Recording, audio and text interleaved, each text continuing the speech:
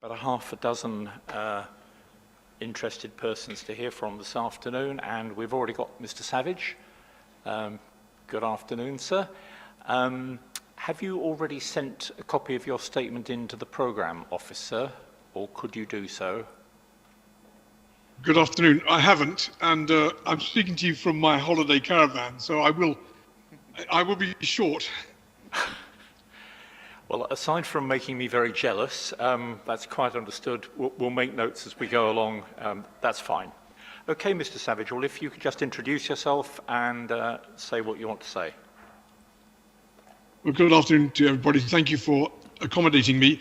For this purpose, I'm the chairman and the chief executive of an organisation called Visit West, which is a partnership between my other company, Business West, and the 4 local authorities. We run the Tourism and Visitor Economy Office for the territory. So that's why I'm here, but I'm also the chairman, long-term chairman of Bristol Chamber of Commerce. And I don't want to, I know there are all sorts of individual points. I just want to say one strong point, that in all of the consideration for the airport, mine is based upon the need for the development of industry and commerce, of trading, of business over a long period of time.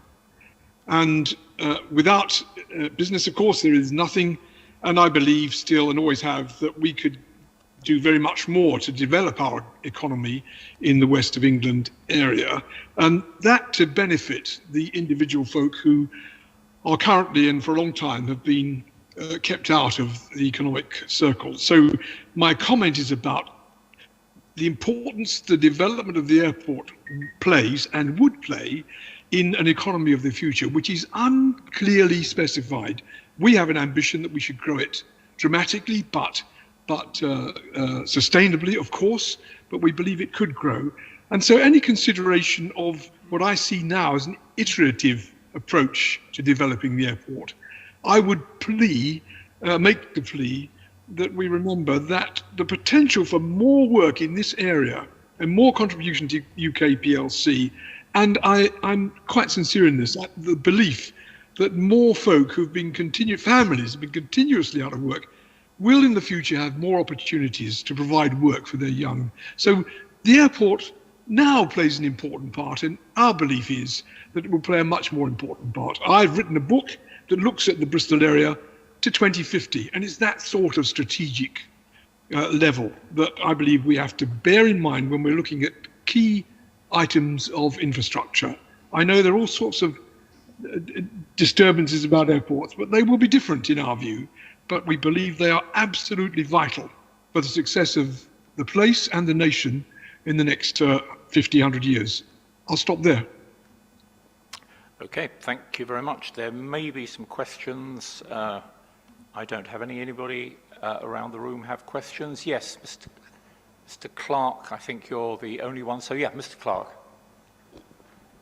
Hello, Mr. Savage. Thank you for your evidence.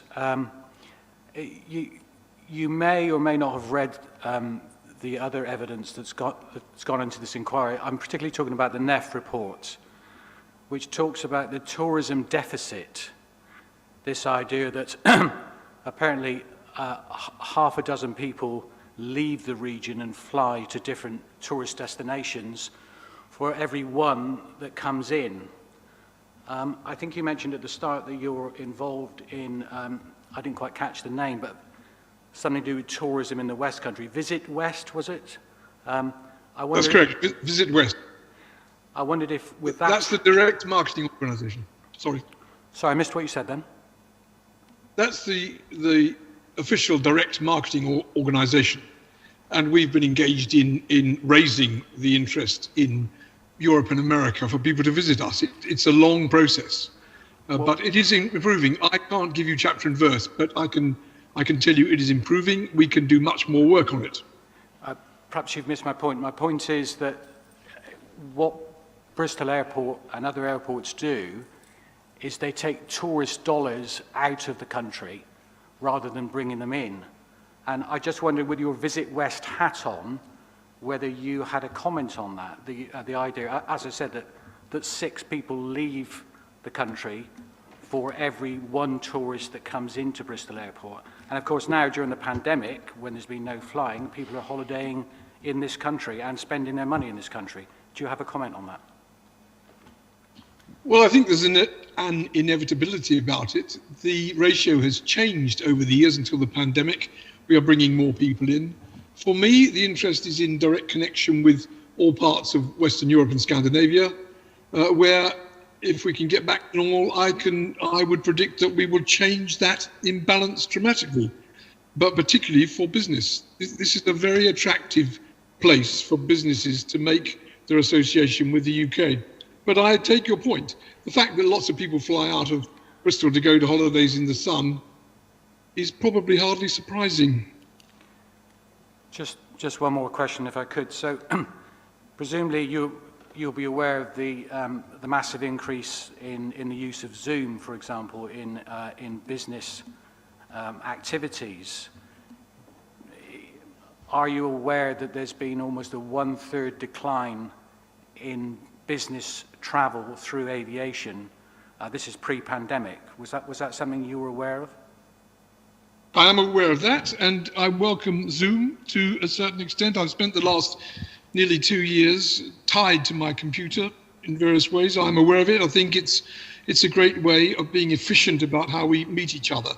But I can assure you that there are meetings that have to be done face-to-face. There are investigations that need to be done physically, and I welcome the reduction of unnecessary travel. But I'm talking about over 50 years, a scale of improvement and increase of business activity by 100%. So we operate as a successful place at about 40% of the most efficient city in Europe, which is Frankfurt. I believe that we'll creep up to getting up to 80% if we play our cards right.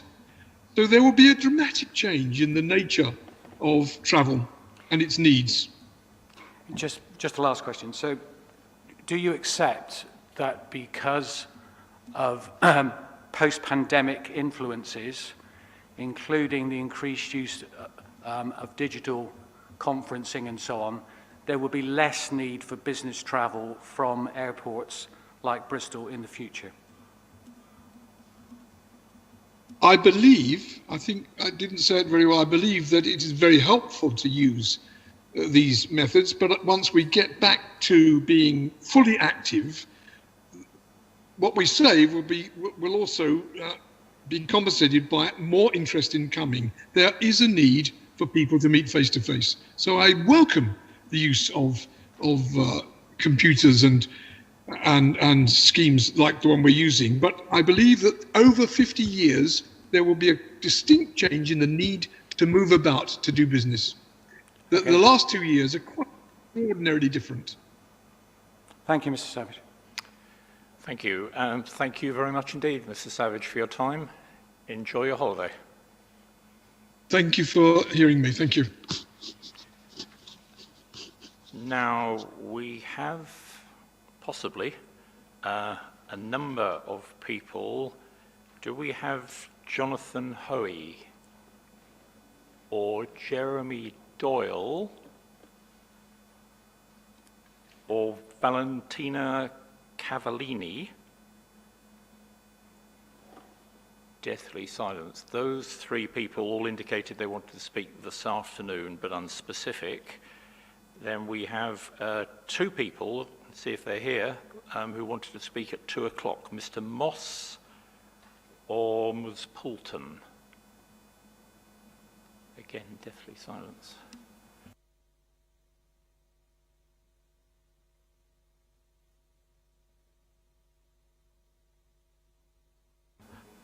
I think on that basis, I think we'll basically adjourn until 2 o'clock, when we will hear those two people who have asked for a 2 o'clock slot. After which, if any of the other people who asked to speak this afternoon are present, we'll hear from them, but I'm not obviously proposing to sit around after that if there's nobody there. I wonder if it might be worth perhaps the programme officer just contacting them to say that, you know, it is going to be 2 o'clock, not 10 past 2.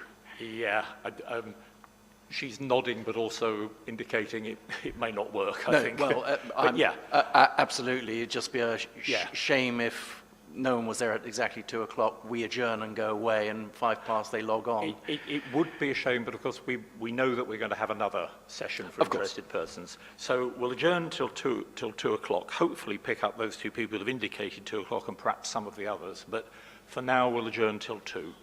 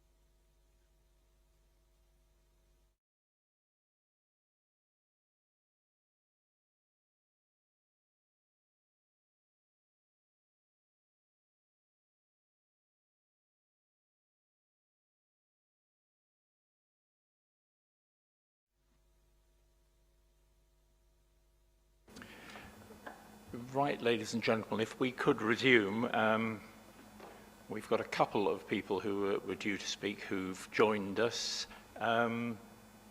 First of all, as you're on screen, Mr. Hoey, welcome. Hello, good afternoon.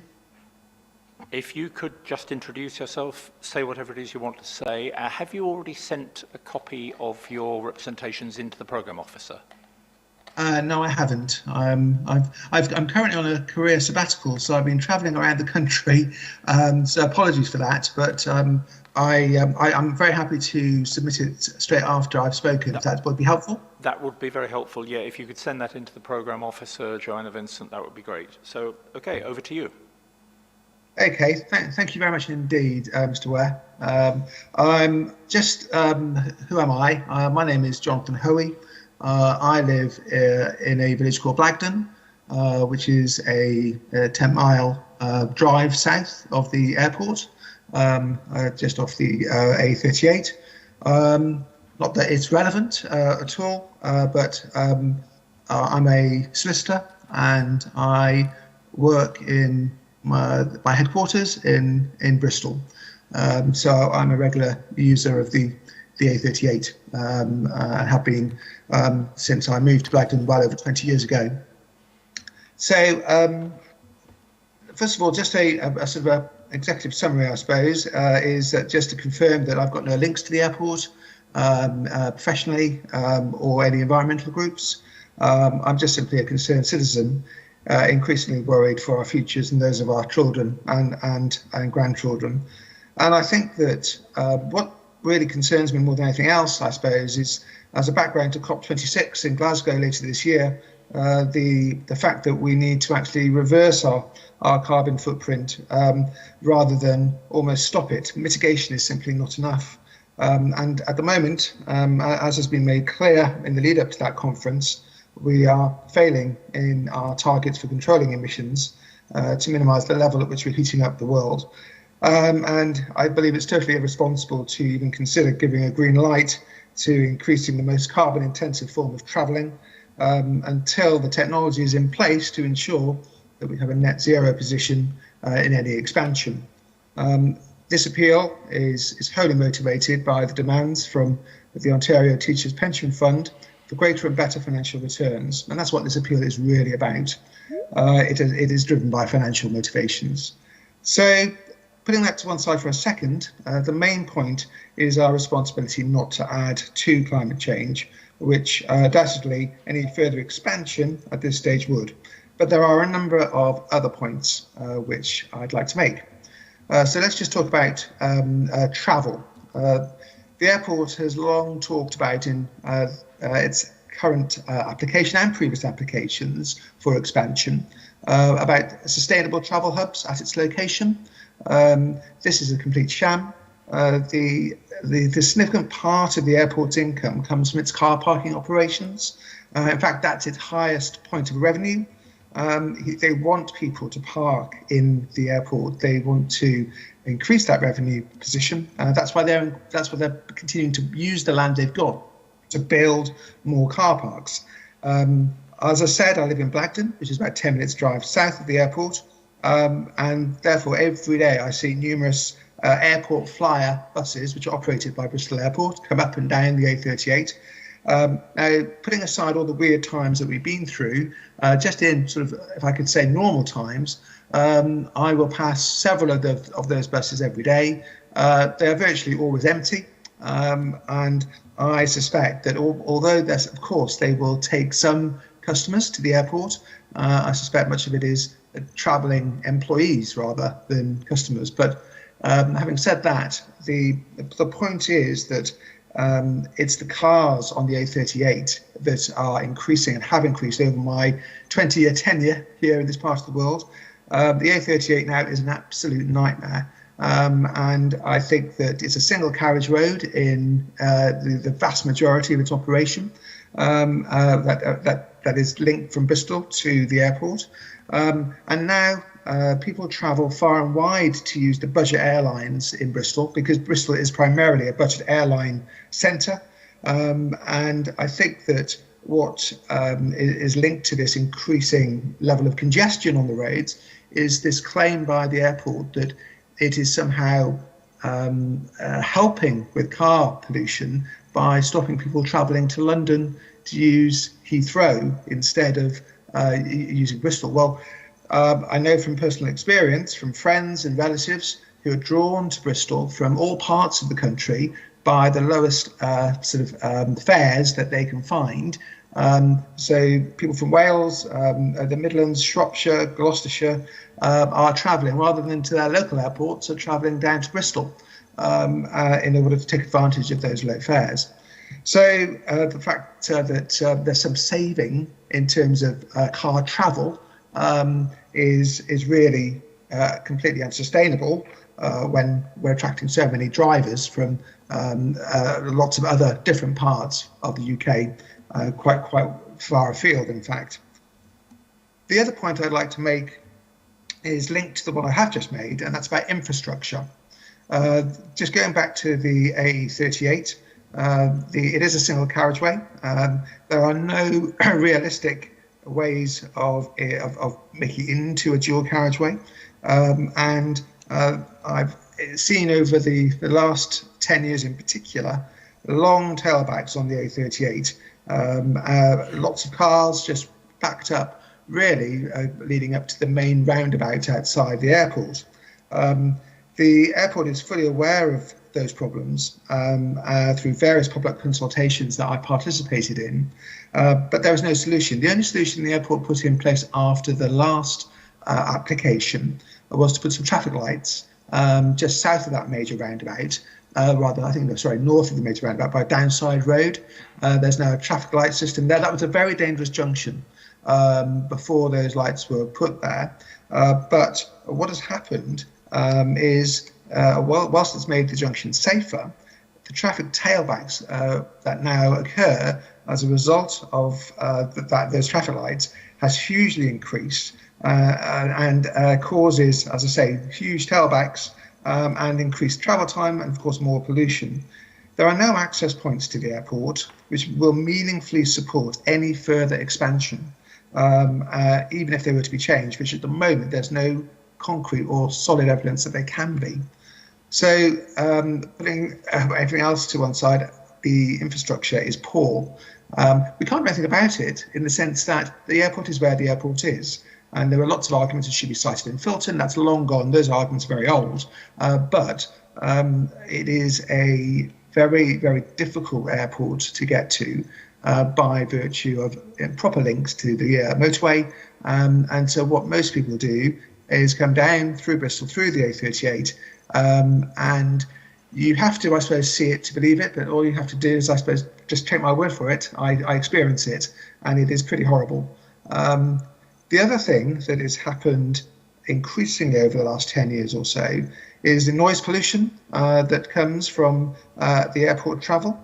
It has been extremely noticeable. I've complained about this on numerous occasions to the airport, and now I've got a promise of a noise level monitor put in my garden if I so wish, but which was put to one side because of COVID.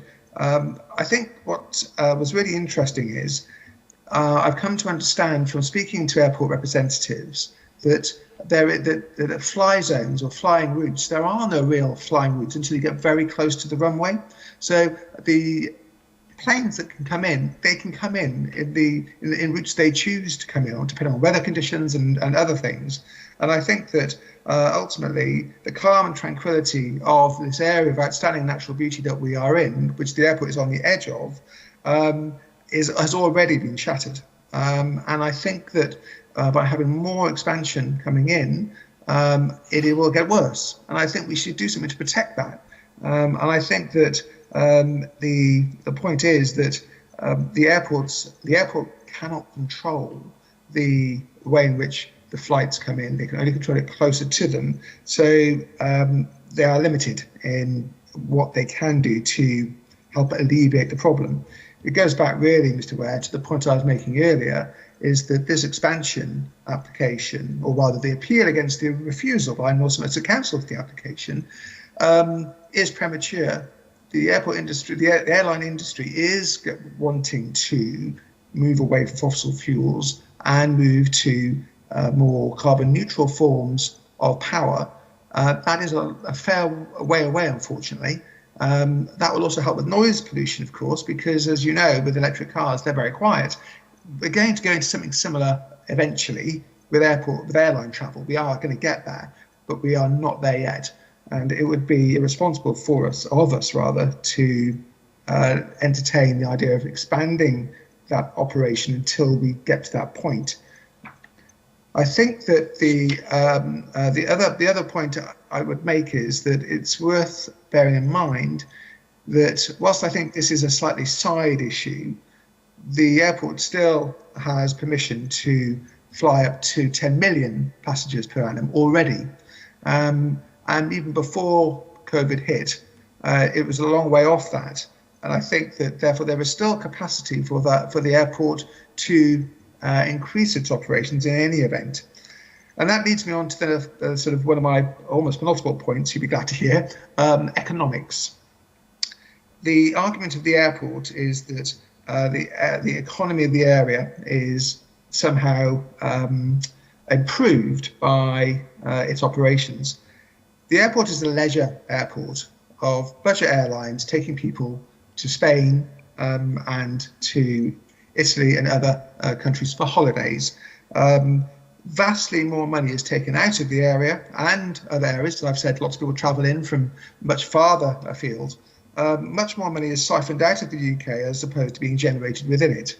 Undoubtedly, there's been job creation by the airport, although I don't understand the nature of some of those jobs. I'm not sure what their makeup is.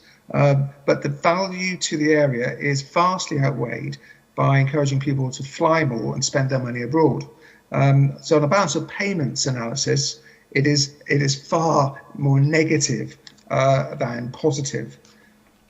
One of my other points is about business connectivity. Now, as a lawyer with my team members in Edinburgh, Belfast and Glasgow and Manchester, the point has been made about improving business connectivity. Now, the pandemic has taught us different ways of working, and our business connectivity has changed dramatically in its structure. And I talked to my colleagues in Belfast, Glasgow, London and Manchester and Edinburgh via Teams. We will meet up at some point, absolutely. But what we have found over the last year or so is far better efficiency, far better connectivity by actually not wasting our time in traveling. And so we have actually seen a much better output for ourselves and our clients by talking to each other and meeting with each other virtually. I think that the business community is changed forever in terms of increasing that level of business activity as opposed to traveling by plane to go and see somebody. I think that traveling much less has actually improved business connectivity rather than hampered it. People have welcomed not getting up at ridiculous hours of the day to go and stand in a queue and get on a plane. And I think that we as responsible employers and as responsible businesses will also have sustainability at the heart of our operations. And I think that we are not going to change from that. And I think that therefore the argument that business connectivity has been lost in some way is absolutely not right. By my own personal experience, it has actually improved. I don't think the demand is there, and I think the expansion is definitely not linked to economic expansion, actually quite the opposite. So in my conclusion, I'm asking this inquiry to support the decision of North Somerset Council, who rejected the application by the airport. Quite simply, it's premature. It is not supported by the vast majority of people in the area, as you'll have noticed from the original set of objections that were made. It does not provide the economic benefits as suggested. It does not have the infrastructure in place to support safely any expansion, and it will not support any meaningful increase in business connectivity. But outweighing all those concerns, all those points, is we just simply cannot give the green light to increasing our carbon emission activity, which having more planes flying will undoubtedly do at this time of our climate crisis. This application is driven by a desire for greater returns on the investment made by this pension fund in Canada. That ultimate driver behind this application should not be allowed to succeed, and priority should be given to playing our part in resolving our global climate challenge by whatever means we can. This may be a tiny little pinprick in that challenge, but nevertheless, it is still really, really important. That's all I have to say, and I'm very grateful to you for listening. Thank you very much indeed for your time, Mr. Hoey. There aren't any questions. Thanks very much for your time. Okay, thank you very much. If we could move straight on then, I think we have Joanna Poulton on Teams. Hello, can you see me? Yes, see and hear Great. you. Mr. Hoey, Perfect. could you turn your camera off, Mr. Hoey? Oh, he's gone. Okay. Yes, Ms. Poulton. Hi, thanks for having me. I'm Jo, I live in Bristol, and I would quite like to eventually raise a family in the city. As it stands, over 320 people die from air pollution related complications in Bristol alone. So allowing this expansion, increased car pollution, increased aviation pollution, we'd be allowing hundreds of more people to die in Bristol each year. And from a less emotional perspective, increasing flights in the region is incompatible with the net zero goals of Bristol for 2030 and for the rest of the UK at 2050. The two things simply don't align. And I just wanted to say I find Bristol a complete beacon of hope and progress. And I hope that we can continue to be on the right side of history with the decision to not expand the airport. And that's all I have to say. Thank you very much for listening. Thank you very much indeed. Short and to the point. Very grateful. Thank you for your time. Now, I know that we obviously don't have Mr. Moss arrived yet. Do we have Mr. Doyle or Valentina Cavallini?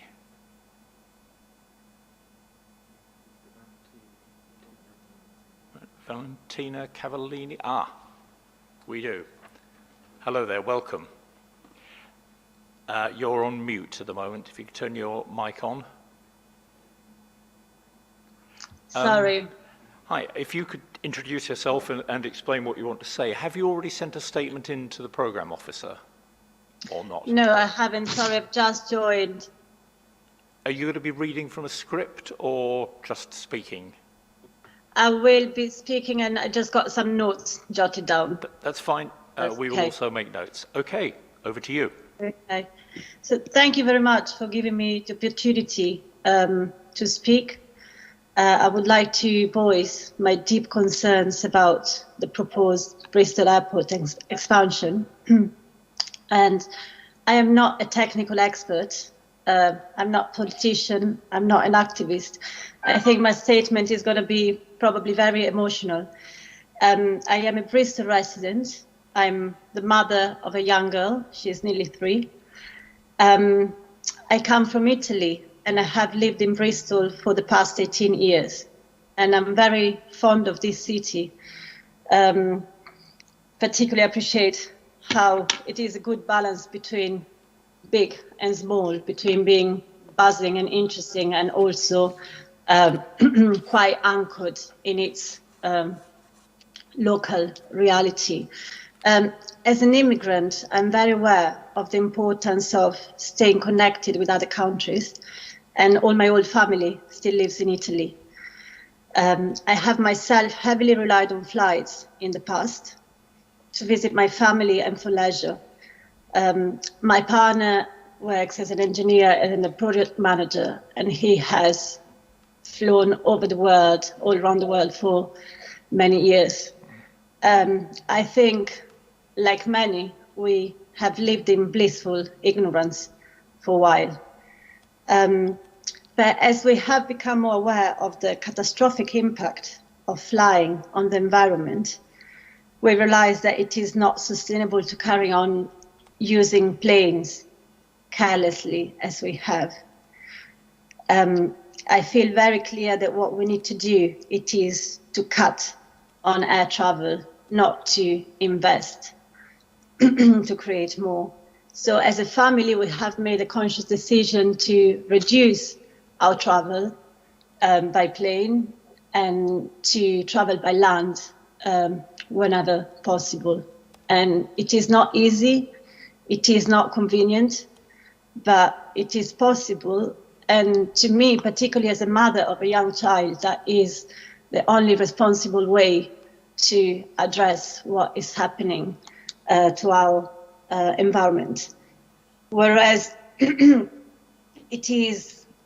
can be condoned to act in a way that is harmful for the planet and for people when you act out of ignorance. I think when we see and we hear the devastating consequences of climate change reported on a daily basis, I think it is irresponsible. And I think, in fact, it is a criminal action to carry on in a blind way.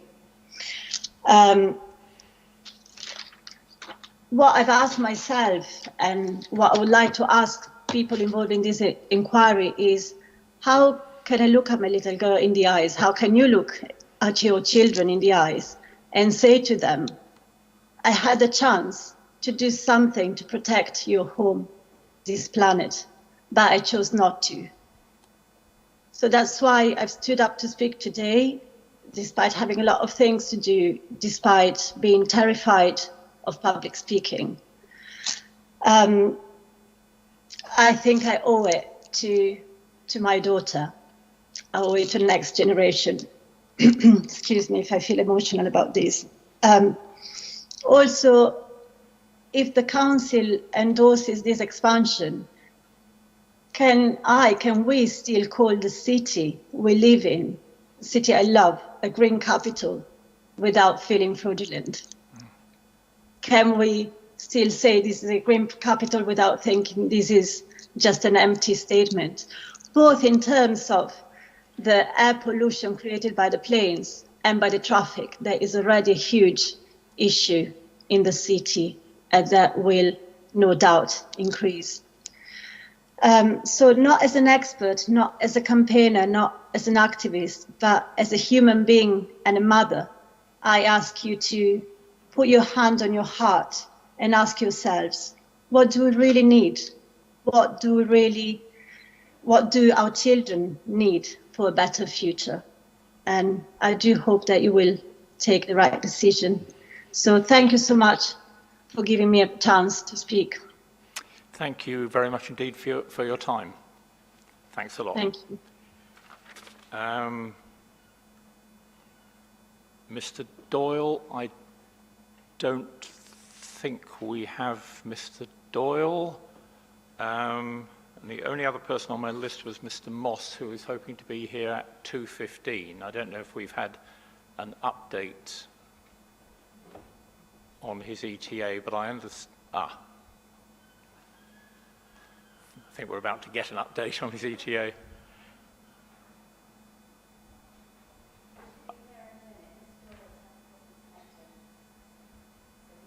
Mr. Doyle is trying. Okay. Right, if we just pause for a moment, we can get an update hopefully on Mr. Moss's timing, and perhaps Mr. Doyle is able to join us. So we'll just pause for a few moments. Can I just clear up one bit of housekeeping, sir? Yeah, whilst we have absolutely. Mr. Taylor referred to the letter to the Secretary of State in respect of the Jet Zero consultation. He did indeed, yes. That's now been sent, and we've provided a copy to all the parties and to the Okay. programme officer. So just to let you know that that's Thanks very much. That's happened. Yeah, that's useful. Thank you.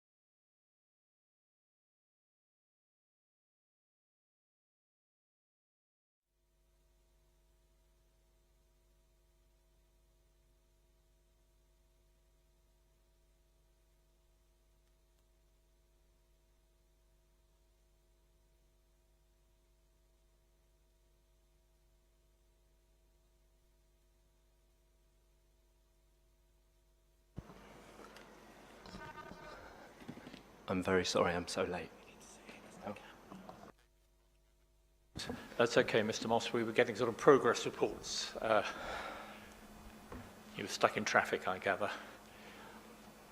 Do you need to compose yourself, or are you okay after your journey? I'm okay.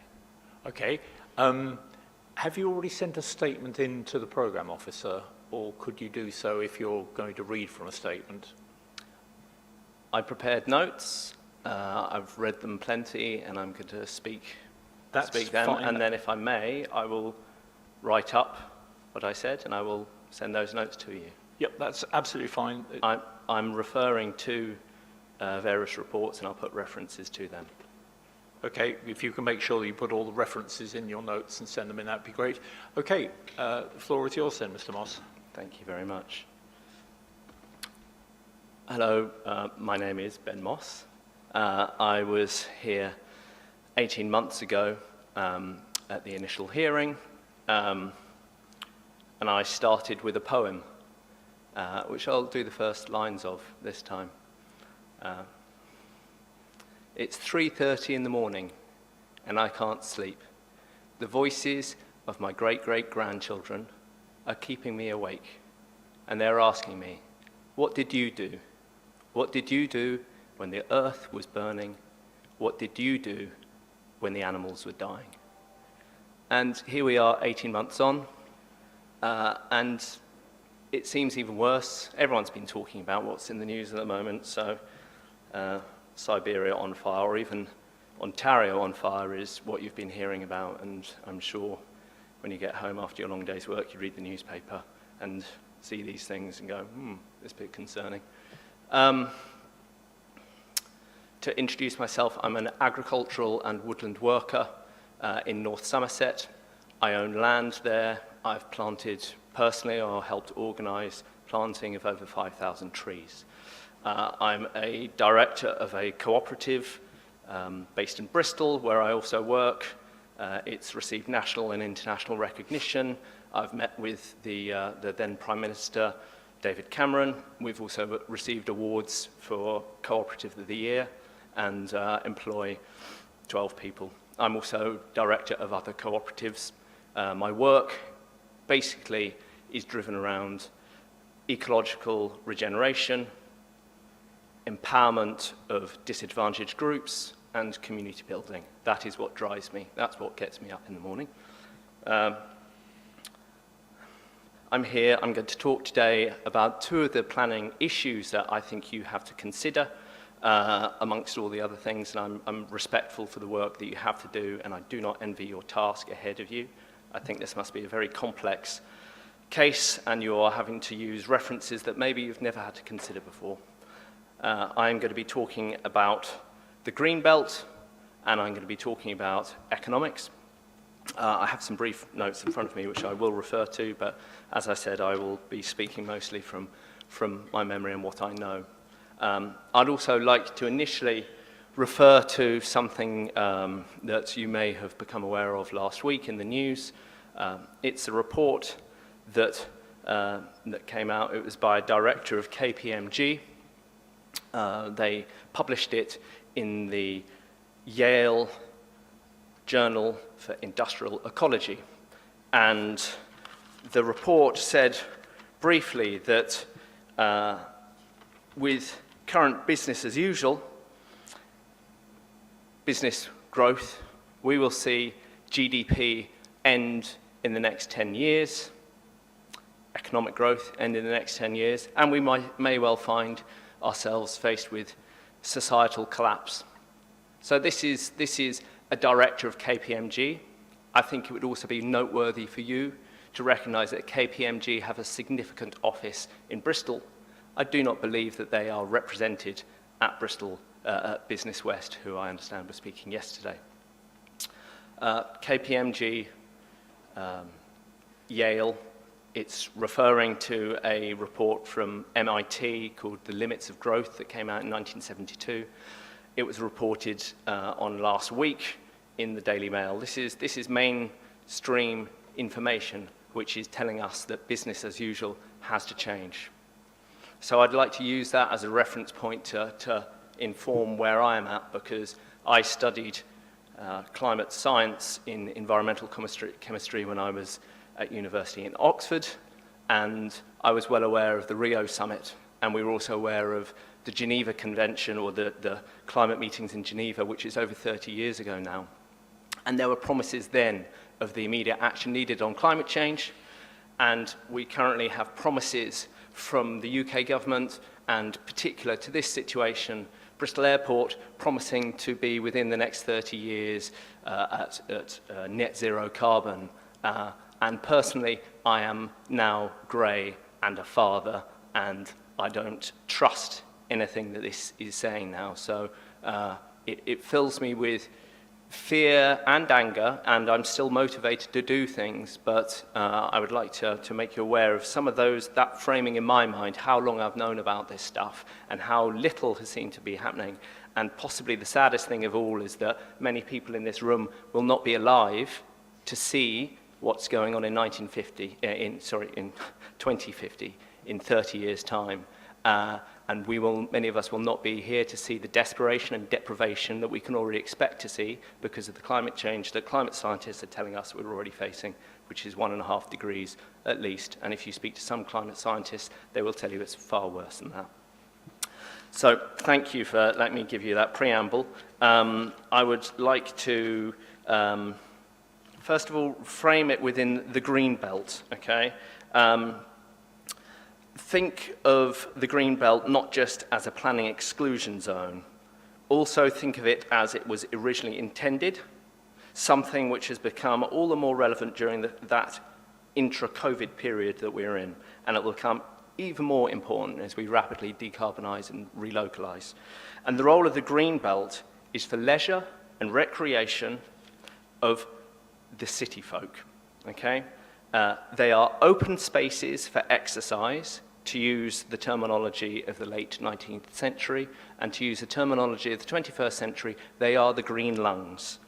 They are for the health and well-being and for the enjoyment and delectation of those who live in the metropolis and in the surrounding conurbations.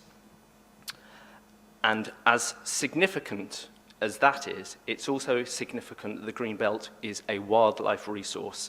It remains vital not just for ecosystem services that it provides for humanity, but also for the natural world's intrinsic right to exist. You have heard about the climate emergency. You also know that it's an ecological emergency and a nature emergency declared here in North Somerset, in Bristol, nationally. You understand that the climate emergency and ecological emergency are inextricably linked. As the climate changes, we are also seeing massive, and in many places, irreversible biodiversity loss. I know this firsthand. I plant trees, I try and support the nature around me, and I'm seeing loss, and I'm hand-watering things to keep them surviving. The airport is a key protagonist in this wildlife loss. Through their creeping development, increased traffic and atmospheric pollution, and of course their compound impact of increasing greenhouse gases. The very green belt, which provides the space for human and non-human life to thrive, is being destroyed by the growth of the airport and its consumptive culture. The environmental charities Friends of the Earth and the wildlife trusts and others are campaigning to enable the green belt to become thriving, biodiversity-rich wildlife spaces, easily accessible through low-carbon means for the mental and physical health of all, but particularly the city folk, who are also experiencing nature deprivation and an epidemic of physical and mental health illnesses. Permit this airport to grow with its sickly greenhouse gas emissions and its tarmac and concrete expansions, and watch the green belt wither and die, and the value and meaning of it with it. Watch as those people and creatures who in this time of climate and nature emergencies need it most, they will also wither and die. Finally, on to economics. I would like to touch on some of the things that the airport has said. The airport will speak of the thousands of jobs that they create and the millions of pounds that they bring to the economy. But I would say first of all, far from creating jobs, Bristol Airport has reduced their workforce by around 30% since 2019. perhaps they can rehire some of these people before they start talking about new jobs. Bristol Airport also has a history of exaggerating how many future jobs they will create. In 2006, their master plan claimed they would employ over 3,800 by 2015. But in reality, they employed almost 1,000 workers less. Those are the airport's figures. And today, they employ even fewer, with nearly 2,500 for 50 different organisations, and the airport itself employs 275. So that's 2,775, over 1,000 below what the airport said they would be doing in their master plan of 2006. Furthermore, expansion will not automatically bring new jobs due to the continual automation of roles within the airport. The 2018 Air Transport IT Insights survey found nearly half of the world's airlines and 32% of its airports are seeking a partner to further investigate robotics and automated vehicles in years to come. Airports are interested in economic efficiencies, not job creation. Finally, with respect to Bristol Airport's financial claims that expansion isn't good for the local economy, expansion is not good for the local economy. For every one tourist that flies into Bristol Airport to spend money here, another 5 tourists fly out. This is referred to in the New Economics Foundation report. I'm sure you will come across it.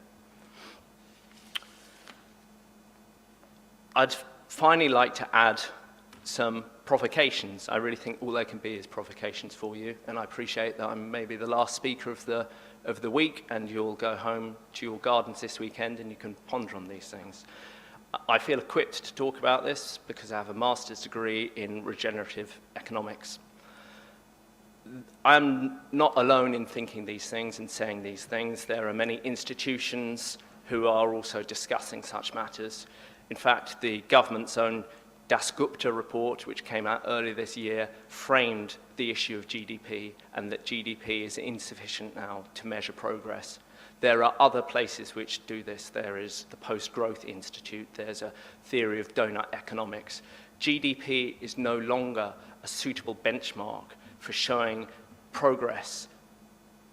It might be an early indicator of an economy growing, but as an economy matures, GDP and its perpetual growth may not be the way of measuring that. In the same way that you'll have a child, you want to see it grow and grow for the first few years, but you wouldn't want to see it turn into a giant. At maybe 13, 14, 15 onwards, you'd like to see them grow in different ways, and that's exactly what we need for the economy right now. Because to go back to that report by MIT, by the KPMG director, we're now looking at existential crises for this civilization. We also have to look at the money that Bristol Airport is talking about. We're in a place of fiscal terra incognita. The amount of money that has been created during COVID is astronomical.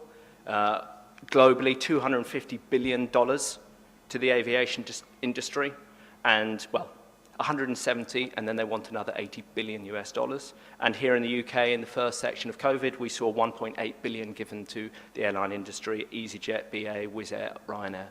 What Bristol Airport talk about with economic generation is, there are figures which I think in the coming years and decades, as we really come to grips with this climate crisis, as we come to grips with all these other crises of the 21st century, that these monies are going to pale into insignificance.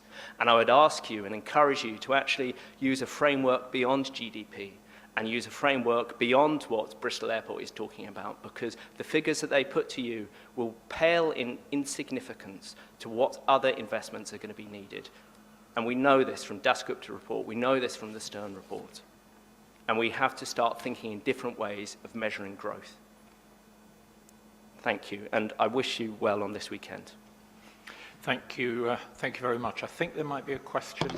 Yes. Yes, just a couple of things. The Gare Harrington report for KPMG, it's updating a 1972 book, isn't it, called Limits to Growth? Yes. And as the KPMG website makes very clear, KPMG advisory website that is, this research was not conducted on behalf of KPMG US, and its conclusions do not necessarily reflect the views of KPMG US. That's correct, isn't it? That is correct, and yet they print it on their website. Of course, but they put that caution, that advisory on it, and the inspector should note that, shouldn't they? They should know that. Okay, thanks. Okay, thanks again, Mr. Moss, for your time. Thank you. And indeed, as Mr. Moss just indicated, that does conclude our business for the week. Mr. Doyle, who we were hoping to hear from, I gather was having problems connecting, but he said he's quite happy to put a written statement in. He may already indeed have done so. Just one very short housekeeping matter. I think the programme officer has now sent out the programme for next week. I'd urge you all to have a look at it and do what you can to help everyone cut the time down to fit it all in. And I know I've banged on about that before, but I'm sure you all will. Anything else? No, nothing from me. No. Okay, on that basis, we're adjourned until, get the day right, Tuesday at 9:30. Thank you all very much.